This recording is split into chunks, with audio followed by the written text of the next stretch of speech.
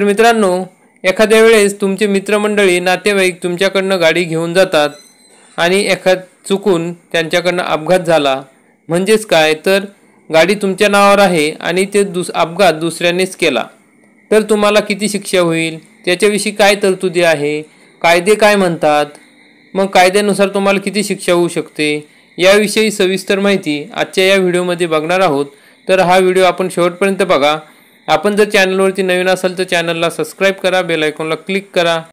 तर मित्रांनो, आपण या ठिकाणी टायटल बघू शकतो की गाडी तुमच्या नावावर आहे आणि दुसऱ्यानेच अपघात केला तर किती शिक्षा आणि तरतुदी काय आहेत आणि जाणून घ्या कायद्याविषयी माहिती. तुम्हीही तुमची कार किंवा इतर वाहने तुमच्या मित्रांना किंवा नातेवाईकांना देत असाल तर हा व्हिडिओ तुम्ही जरूर बघा. अलीकडे अशा अनेक घटना उघडकीस आल्या आहेत की ज्यामध्ये वाहनाचा अपघात झाला आणि त्या वाहनाचा मालक त्यावेळी वाहनात प्रवासी नव्हता. अशा परिस्थितीत वाहन मालकावर काय कायदेशीर कारवाई करता येईल. मग तुमच्या गाडीला अपघात झाला आणि या अपघातात कोणीतरी गंभीर जखमी झाले किंवा मरण पावले तर या प्रकरणात वाहन मालकाला शिक्षा होऊ शकते का, या प्रश्नाची उत्तरे आम्ही तुम्हाला तपशीलवार समजून सांगू. मग वाहन मालकावर FIR होणार का? काही वर्षापूर्वी परिवहन मंत्रालयाने रस्ते अपघातांच्या अशा प्रकरणांमध्ये कायदेशीर तरतुदींमध्ये सुधारणा करून नवीन नियम लागू केले आहेत. या नियमानुसार कार, ट्रक आणि बससह इतर कोणत्याही वाहनांचा अपघात झाल्यास अपघातासाठी वाहन मालक किंवा विमा कंपनी जबाबदार राहणार नाही. अशा अपघातात थेट चालकांवर गुन्हा दाखल करून त्याच्यावर कायदेशीर कारवाई केली जाईल. परिवहन मंत्रालयाने मोटार वाहन कायद्यात दुरुस्ती केल्यानंतर वाहन मालकावर गुन्हा दाखल केला जाणार नाही किंवा दाव्याच्या बाबतीत विमा कंपनी कोणतीही मदत देऊ शकणार नाही. वाहनाच्या मालकाला त्याच्या वाहनामुळे झालेल्या अपघाताची माहिती नसल्यास कार मालक कोणतीही जबाबदारी घेत नाही. पोलीस त्याला फक्त नोटीस पाठवू शकतो आणि चौकशीसाठी बोलवू शकतात. अपघाताची संपूर्ण जबाबदारी कोण घेणार? कोणत्याही प्रकारच्या अपघातानंतर वाहन चालक घटनास्थळावरून फरार झाल्यास कागदपत्रांच्या आधारे वाहन मालकावर FIR दाखल केला जात असतो.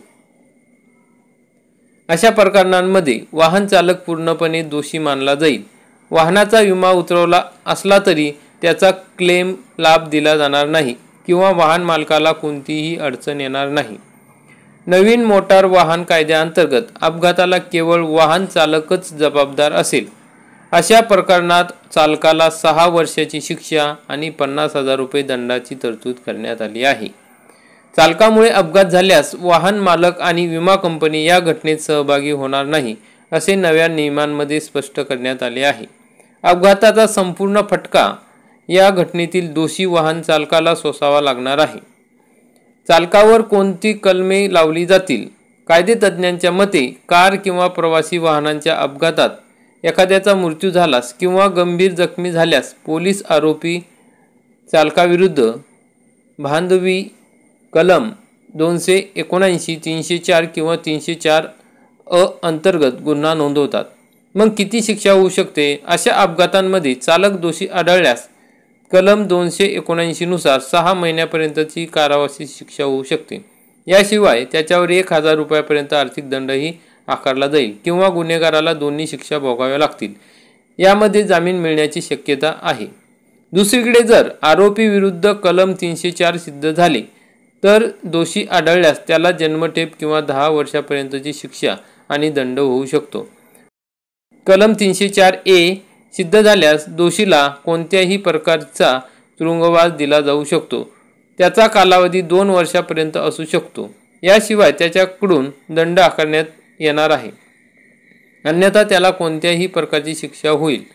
या स्थितीत मालकावरही कायदेशीर कारवाई केली जाईल.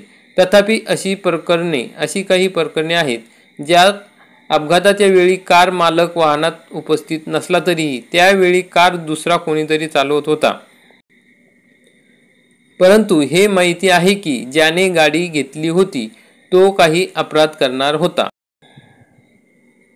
कारच्या मालकाचाही आरोपीच्या कटात सहभाग असल्याचे मानले जाईल.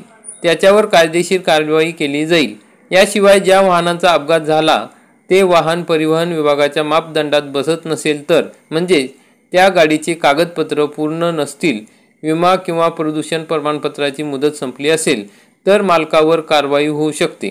वाहनावर विमा लागू होईल का? आम्ही तुम्हाला सांगू इच्छितो की तुमच्या परवानगीने दुसरे कोणी वाहन चालवत असेल अशा परिस्थितीत वाहनावर विमा लागू होतो. अशा प्रकारे हे वाहन चालकाच्या संदर्भात, म्हणजे आपल्या नावावर वाहन आहे आणि चालवायला दुसरा घेऊन गेला आणि त्याचा अपघात झाला तर आपल्याला कोणकोणत्या कायदेशीर तरतुदीला किंवा कायदेशीर बाबींना सामोरे जाऊ शकते याविषयी माहिती आजच्या या व्हिडिओमध्ये आपण बघितली. आपण हा व्हिडिओ बघितला त्याबद्दल धन्यवाद. व्हिडिओला लाईक करा, चॅनलला सबस्क्राईब करा. चला तर मित्रांनो, भेटूया पुढील अशाच माहितीपूर्ण व्हिडिओमध्ये. तोपर्यंत जय हिंद, जय महाराष्ट्र.